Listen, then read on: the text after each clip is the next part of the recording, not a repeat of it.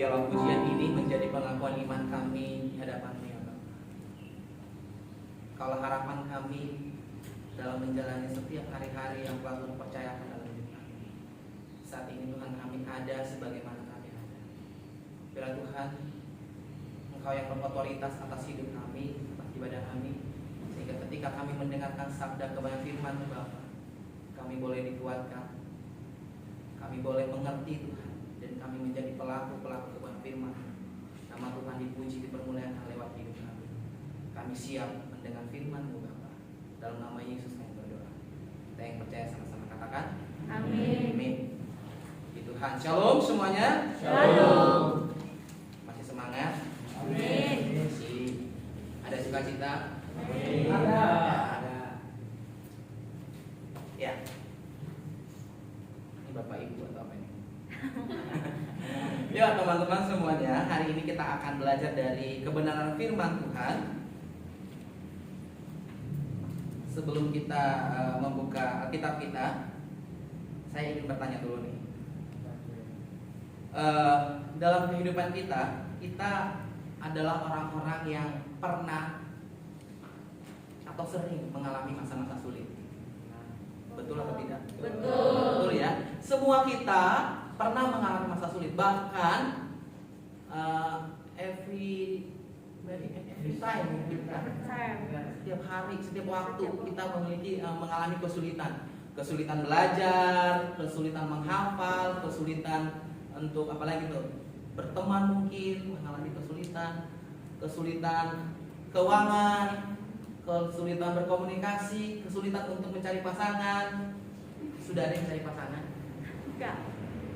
Sudah ada yang berpasangan? Nggak ada yang ngaku gitu ya.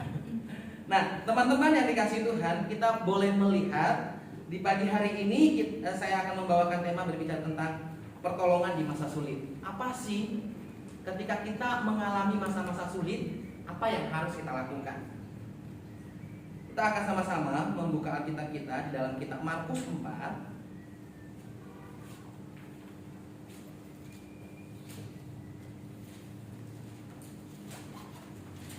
Markus pasalnya yang keempat, ayat 35 sampai ayatnya yang ke-40.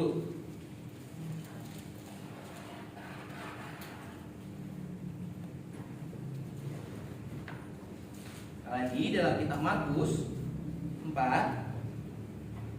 ayat ke-35 sampai ayat ke-40. Kalau sudah menemukan katakan, oh ini dia. Oh ini dia. Perasaan oh ini dia tapi masih buka-buka. Enggak ya. Udah ada beberapa oh ini dia tapi Alkitabnya masih dibolak-balik. Sekali lagi yang sudah menemukan katakan oh ini dia. Oh ini dia. Kalau sudah menemukan, kita akan membacakan secara responsorial. Saya nanti di ayat yang ke-35 dan teman-teman sekalian membacakan ayat selanjutnya. Demikian pembacaan kita hingga berakhir. Markus pasal yang keempat ayat ke-35 sampai yang ke-40. Demikian firman Tuhan. Angin ribut diredakan. Pada hari itu, waktu hari sudah petang, Yesus berkata kepada mereka, marilah kita bertolak ke seberang. Mereka meninggalkan orang-orang itu, lalu bertolak dan membawa Yesus beserta dengan mereka dalam perahu di mana Yesus telah duduk, dan perahu-perahu yang juga menyertai dia. Lalu mengamuklah taufan yang sangat dahsyat dan ombak menyembur masuk ke dalam perahu, sehingga perahu itu mulai penuh dengan air. Pada waktu itu Yesus sedang tidur di dalam sebuah laut. Maka murid-muridnya membangunkan dia dan berkata kepadanya, Guru, engkau tidak peduli kalau kita binasa. Ia pun bangun, menghardik angin itu dan berkata kepada danau itu, diam, tenanglah. Lalu angin itu reda danau itu menjadi teduh sekali. Lalu ia berkata kepada mereka, "Mengapa kamu begitu takut? Mengapa kamu tidak percaya?"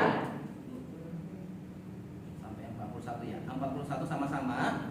Mereka menjadi sangat takut dan berkata seorang kepada yang lain, "Siapakah gerangan orang ini sehingga angin dan danau pun takut kepadanya?"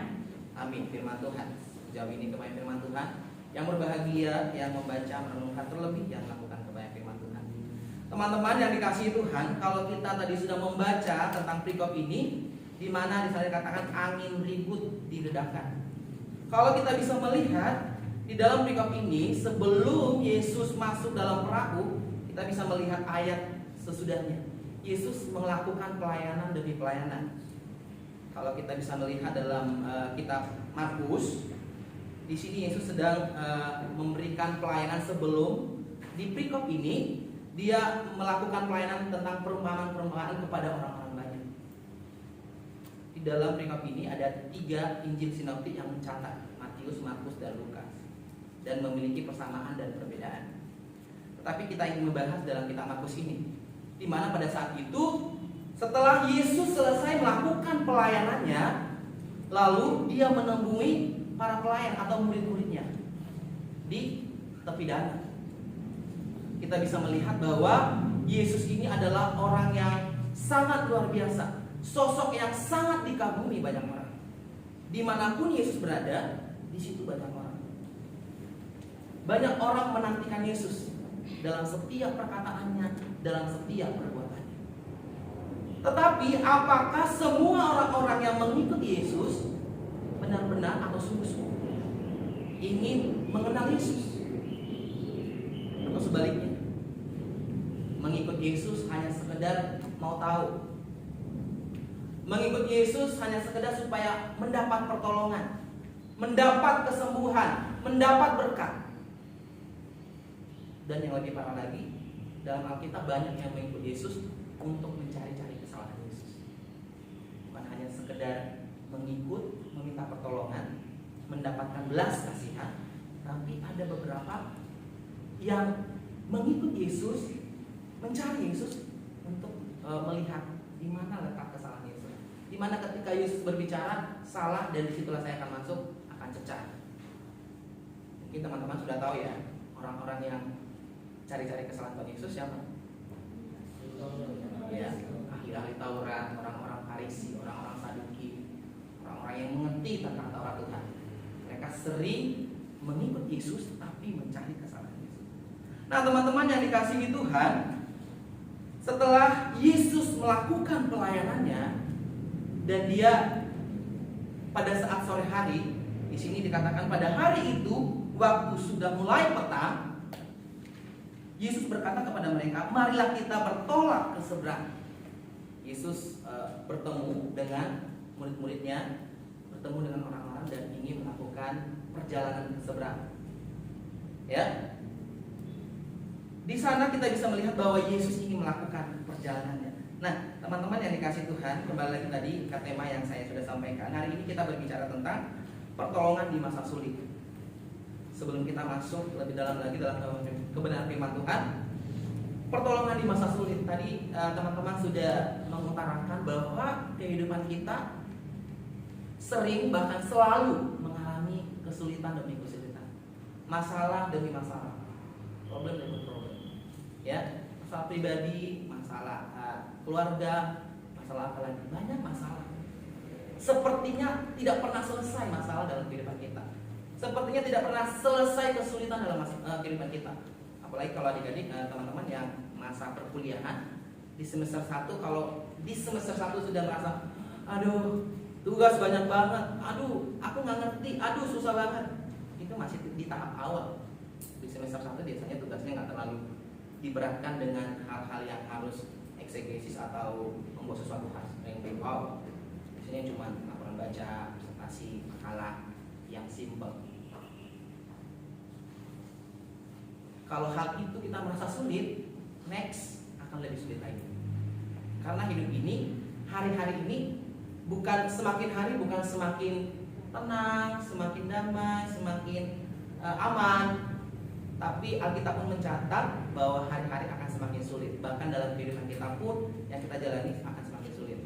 Semakin bertambah usia kita, semakin banyak tanggung jawab yang harus kita pikul. Ya, mungkin teman-teman hari ini merasa masih dalam mahasiswa, masalahnya pergumulannya sudah banyak. Nanti next akan bekerja, akan berkeluarga, masalahnya akan bertambah. Pikirannya akan lebih banyak untuk memikirkan banyak hal. Nah, teman-teman yang dikasih Tuhan, apa yang harus kita lakukan ketika kita di masa-masa sulit? Kita kembali lagi ke dalam kebenaran firman Tuhan. Ketika Yesus masuk dalam perahu dan mereka bertolak menuju ke seberang, apa yang terjadi dalam kehidupan Yesus bersama dengan orang-orang di dalamnya, bersama dengan murid-muridnya? Selanjutnya mereka meninggalkan orang banyak itu lalu bertolak dan membawa Yesus beserta dengan mereka dalam perahu di mana Yesus telah duduk dan perahu-perahu lain juga menyertai dia. Jadi dalam perikop ini bahwa Yesus sudah naik dalam perahu dan mereka akan bertolak ke seberang. Kalau kita bisa lihat setelah mereka di seberang apa yang akan terjadi. Kalau kita lihat dalam perikop ini sebenarnya Yesus sedang mampir ke sebuah tempat yaitu namanya sampailah mereka di seberang danau di daerah Gerasa, bertemu dengan orang yang sedang mengalami kerasukan. Tapi kita kembali lagi dalam perikop ini Yesus sudah masuk dalam perahu dan mereka akan berlayar, mereka akan pergi ke seberang. Lalu apa yang terjadi selanjutnya? Lalu mengamuklah taufan yang sangat dahsyat. Ketika Yesus bersama dengan murid-muridnya, bersama dengan orang-orang dalam perahu sedang melaju, sedang melakukan perjalanan, sedang berlayar, lalu terjadi sesuatu hal yang tidak diinginkan. Terjadi sesuatu hal yang sangat buruk menurut perikop ini. Di sana dikatakan lalu mengamuklah taufan yang sangat dahsyat dan ombak menyembur masuk ke dalam perahu sehingga perahu itu mulai penuh dengan air. Jadi dalam peristiwa ini ketika mereka ada di dalam tengah-tengah danau, ternyata ada peristiwa yang sangat dahsyat. Maka mengamuklah taufan, terjadi ombak, sampai-sampai katanya air masuk dalam perahu itu. Sungguh hal yang sangat luar biasa terjadi pada saat itu. Nah, ketika hal itu terjadi, apa yang dilakukan oleh orang-orang yang ada di dalamnya? Apa yang dilakukan oleh murid-muridnya? Lalu berikutnya, pada waktu itu Yesus sedang tidur di buritan di sebuah tilam. Maka murid-muridnya membangunkan dia dan berkata kepadanya, "Guru, engkau tidak peduli kalau kita binasa." Murid-muridnya merasa panik. Murid-muridnya merasa takut akan peristiwa itu. Dan pada saat itu kita mencatat bahwa Yesus pada saat itu sedang tertidur di buritan di sebuah tilam. Ya, kalau saya baca buritan itu adalah di belakang kapal dan di sana ada tilam. Yesus sedang tertidur. Pertanyaannya, pada saat itu Yesus apakah benar-benar tidur, pura-pura tidur? Kira-kira seperti apa? Ya, ada beberapa tafsiran berkata Yesus sesungguhnya benar-benar tidur. Kenapa Yesus benar-benar tidur? Karena pada saat dalam perahu Yesus itu sebenarnya sudah capek, gitu kan? Sudah lelah, ya, sudah lelah ketika melakukan pelayanan. Karena kalau kita lihat sepanjang hari Yesus itu selalu memberikan pelayanan kepada orang-orang banyak. Sepertinya tidak ada waktu untuk istirahat. Yesus berjalan memberitakan Injil, tiba-tiba datang orang minta tolong, ditolong. Melakukan perjalanan, sebelum lagi melakukan perjalanan orang sudah datang lagi minta tolong. Jadi Yesus benar-benar sibuk. Dan ketika Yesus ada dalam perahu, dia benar-benar tertidur pulas. Ya, dia benar-benar tertidur pulas. Nah, teman-teman yang dikasih Tuhan, apa yang perlu kita petik dari peristiwa ini? Ketika Yesus tidur, lalu di situ terjadi ombak yang besar, awan badai yang sangat luar biasa, dan murid-muridnya merasa panik sepanik-paniknya. Sampai-sampai murid-muridnya berkata, "Guru," katanya, "engkau tidak peduli kalau kita binasa." Murid-muridnya membangunkan Yesus. Teman-teman, kira-kira kalau nih murid-murid Tuhan Yesus ada beberapa yang pekerjaannya sebagai nelayan. Kira-kira siapa aja? Ada yang tahu? Petrus, Simon Petrus, Yakobus, Andreas, Yohanes. Ya, kira-kira tadi saya sudah baca bahwa background mereka adalah nelayan. Background Matius. Apa namanya? Background mereka adalah seorang nelayan. Seorang nelayan harusnya mereka sudah tahu tuh, gitu kan? Mereka kesehariannya pagi, siang, sore mereka itu selalu berlayar, selalu tinggal di danau. Harusnya mereka sudah tahu tuh saat-saat di mana mereka harus belok kemana, arahnya kemana, jam berapa, dan ketika ada ombak pun mereka harus sudah tahu mengatasi hal tersebut. Kalau seorang nelayan ya, kalau itu sudah sering. Ya, seperti teman-teman kalau sering mengalami hal yang sama pasti tahu solusinya. Dan mereka kesehariannya memang nelayan. Tetapi pada saat itu mereka benar-benar buat gitu kan, nggak tahu harus berbuat apa. Firman Tuhan berkata, air sudah masuk sangat banyak dalam perahu dan hampir binasa, hampir tenggelam ya. Tetapi mereka tidak tahu harus berbuat apa. Mungkin kalau air sudah banyak, kalau saya pernah ya naik, siapa di sini pernah naik kapal atau naik sampan gitu kan? Ketika air masuk, panik nggak? Panik lah, masa enggak? Jadi gitu sih kalau naik perahu, biasanya kalau airnya sudah masuk, apalagi sudah oleng-oleng, waduh, kayaknya gimana gitu ya.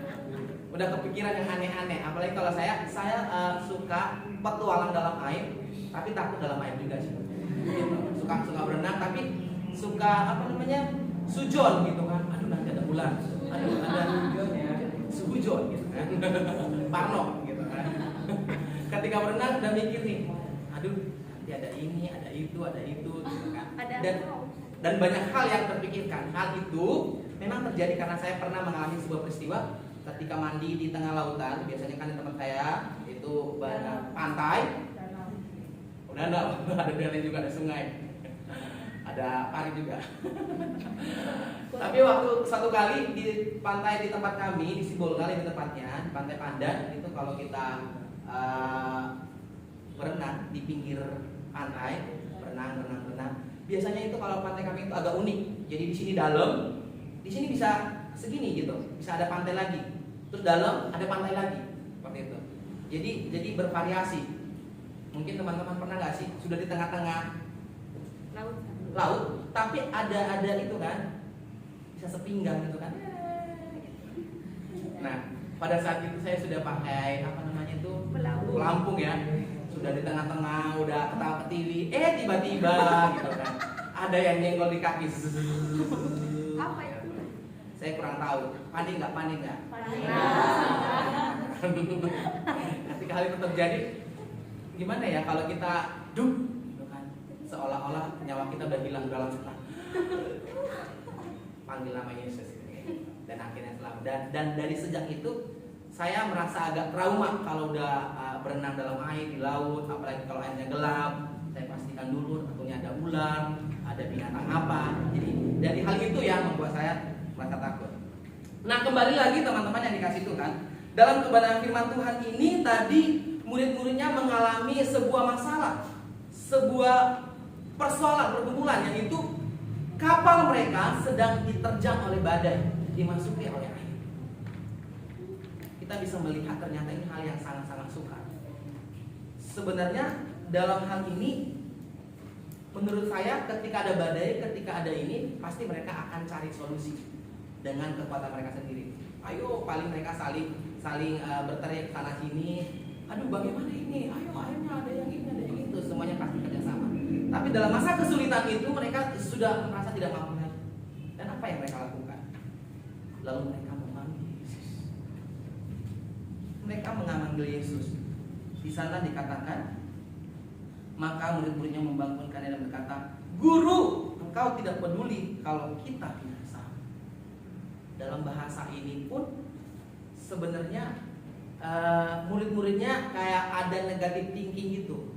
Kok badai sekencang ini, air sederas ini apa air, tapi Yesus masih tenang dan anteng gitu kan tidur. Ada tafsiran berkata bahwa Yesus sebenarnya sedang menguji mereka. Bagaimana ketika mengalami murid-muridnya mengalami kesulitan, mengalami masalah, apa yang mereka akan lakukan? Apakah mereka berjuang dengan sekuat tenaga mereka, dengan kemampuan mereka, atau mereka meminta tolong kepada Yesus?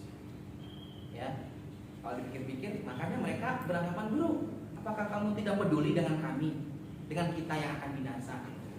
Jadi seolah-olah muridnya berkata, kok kamu tidur sih? Kita udah semuanya teriak sana teriak sini, tapi dengan anteng Guru masih terlelap gitu kan, masih mimpi indah gitu. Akhirnya mengeluarkan kata-kata, Guru, apakah kamu tidak peduli dengan kita yang hampir binasa? Tetapi dalam hal ini, lalu Yesus pun sudah melihat bahwa murid-muridnya itu berseru dan berteriak minta tolong kepada Yesus. Lalu Yesus berkata di sana, ia pun bangun. Yesus pun bangun dan menghardik angin itu dan berkata kepada danau itu, diam, tenang. Lalu angin itu reda dan danau itu pun menjadi teduh sekali. Ini hal yang luar biasa yang Tuhan Yesus lakukan. Ya, terkadang kita kalau kita bisa melihat, saya sering ya, kalau tanya sama anak-anak sekolah minggu, sebutkan 10 mujizat yang pernah dilakukan Yesus. Masih terkadang kebingungan. Paling mereka seputar-seputar organ tubuh. Yang buta melihat, yang tuli mendengar, apalagi yang lumpuh berjalan, yang sakit disembuhkan, yang mati dibangkitkan. Habis itu apalagi? Udah mulai kebingungan. Dan hal itu pun pernah saya lakukan di mahasiswa semester 3 pas wawancara. Menyebutkan 10 aja masih rada sulit gitu ya.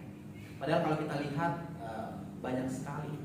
Ini kalau kita hitung satu persatu bisa ratusan mujizat yang dilakukan Yesus. Salah satunya ini adalah meredakan angin ribut.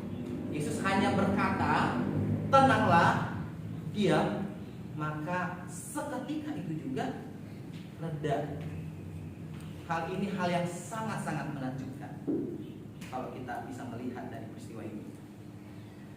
Lalu Yesus berkata kepada mereka, mengapa kamu begitu takut? Mengapa kamu tidak percaya? Jadi setelah Yesus melakukan mujizat itu, dia berkata kepada murid-muridnya, mengapa kamu begitu takut? Mengapa kamu tidak percaya? Hal ini Yesus katakan kepada murid-muridnya karena murid-muridnya ini bukan cuma sehari 2 hari mengikut Yesus. Sudah cukup lama mengikut Yesus. Dan Yesus pun sudah sering sekali memberikan wejangan, memberikan nasihat, memberikan kekuatan kepada murid-muridnya supaya mereka memiliki iman yang kuat, yang teguh. Tapi dalam peristiwa ini Yesus mau mengingatkan kembali, mengapa engkau begitu takut?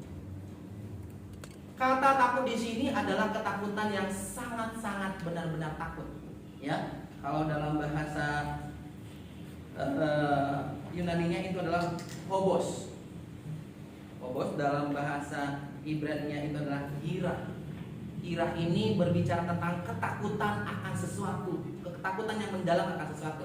Takut mati, apalagi takut nggak makan, gitu ya. Takut sakit, takut setan, gitu ya.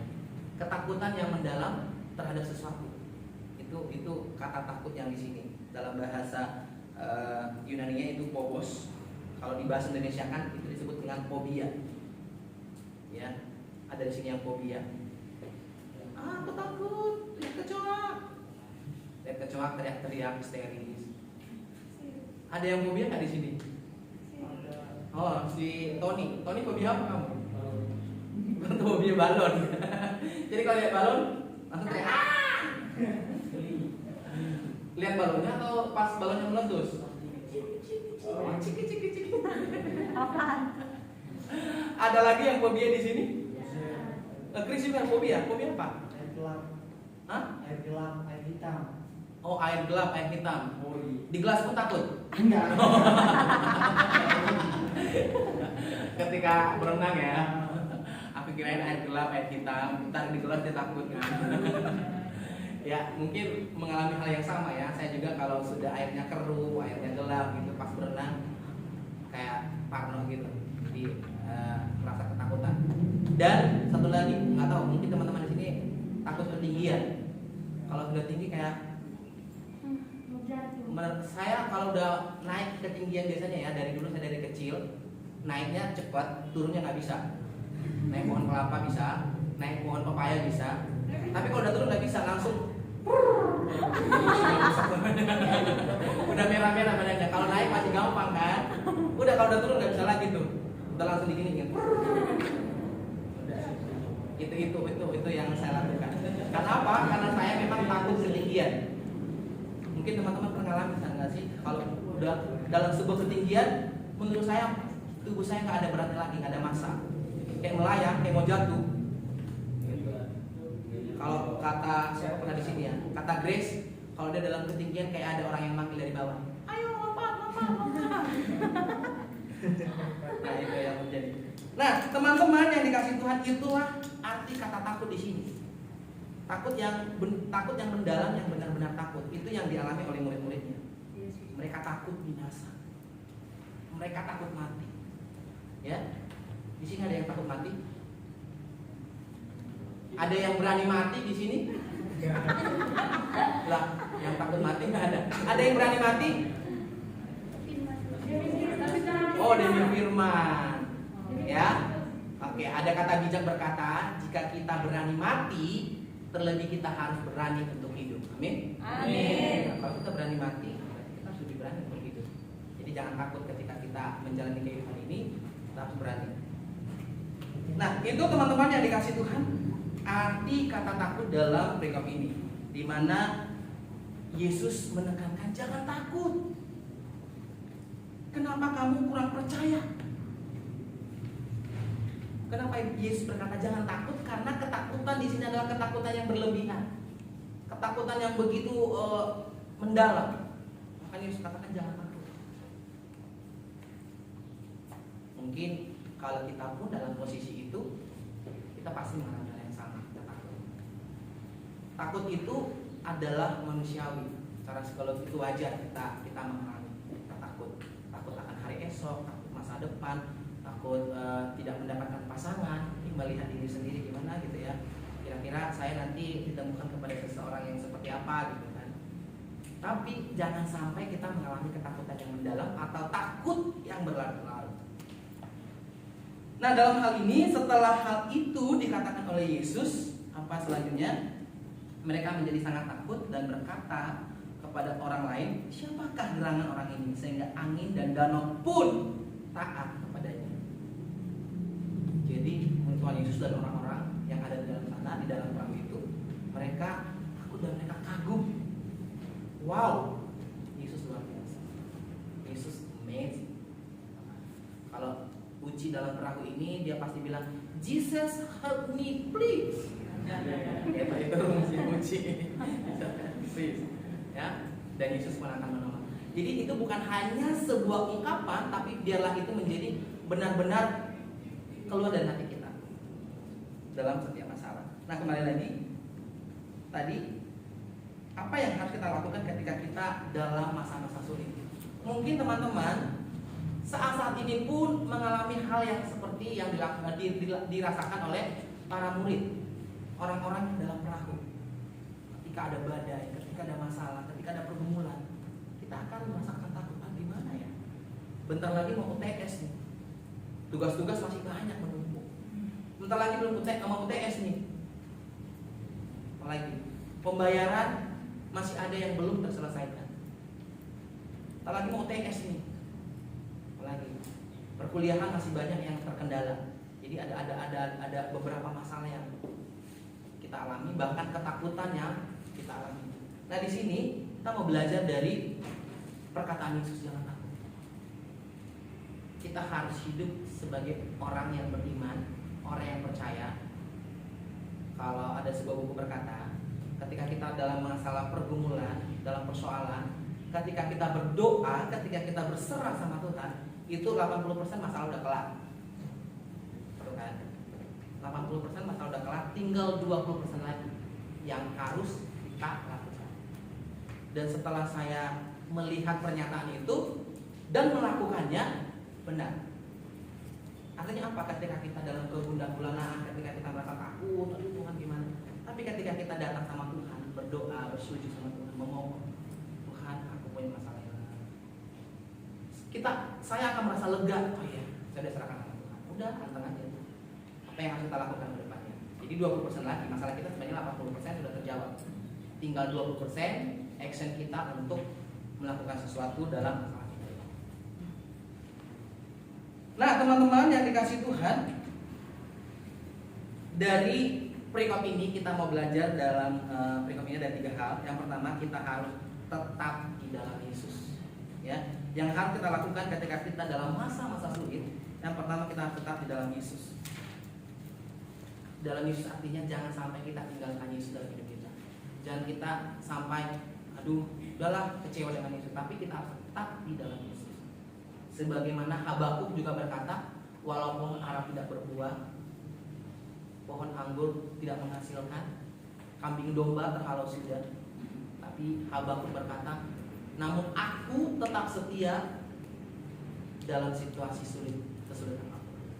Kita harus bisa berkata seperti itu. Yang kedua, berseru kepada Yesus. Sebagaimana murid-muridnya dalam masalah sulit, masalah pergumulan, mereka datang sama Tuhan Yesus.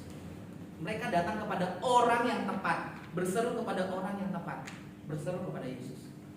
Kalau kita bisa melihat di dalam perikop Alkitab, banyak orang-orang ketika mengalami masalah datang berseru, ya, orang buta, orang lumpuh, orang Samaria, perempuan janda datang sama Yesus. Saya sudah pernah khotbahkan, dia berseru kepada Yesus bukan hanya cuma Tuhan tolong, tapi sampai mungkin suaranya teriak sampai dari sudut kiri sampai sudut kanan terdengar, Yesus tolong saya, Yesus kasihani saya. Walaupun banyak cacian, makian atau banyak orang yang mencekam dia, tetap dia berseru. Hal itu pun harus kita lakukan. Mungkin ada bisikan atau ada dari orang lain, ngapain kamu mengikuti Tuhan Yesus? Udahlah, udah nggak bakal kejawab. Udahlah, ngapain, berhenti aja. Jangan sampai kita mendengarkan kata-kata negatif dari luar. Tapi marilah kita fokus kepada Tuhan Yesus. Dan yang ketiga adalah marilah kita kagum akan Tuhan Yesus. Sebagaimana di ayat terakhir, orang-orang dan murid-murid Tuhan Yesus kagum, terheran-heran melihat Yesus dengan karyanya. Mari kita kagum dan kita juga tetap melihat bahwa Yesus itu juru selamat kita. Amin. Amin. Kepada firman Tuhan, kiranya firman Tuhan boleh memberkati dan menguatkan iman kita. Kita berdoa. Tuhan, kami mengucap syukur buat kasih dan anugerah-Mu dalam kehidupan kami. Terima kasih buat kebenaran firman-Mu, biarlah firman-Mu yang sudah ditaburkan boleh tertanam dalam hati kami dan boleh berbuah, sehingga kami menjadi pelaku kebenaran firman-Mu yang boleh menjadi terang, menjadi garam, menjadi dampak dimanapun kami berada. Tuhan, firman-Mu sudah selesai disampaikan. Biarlah Roh-Mu yang berotoritas, yang menuntun, menolong kami hari demi hari. Dalam nama Yesus saya berdoa, haleluya. Amin.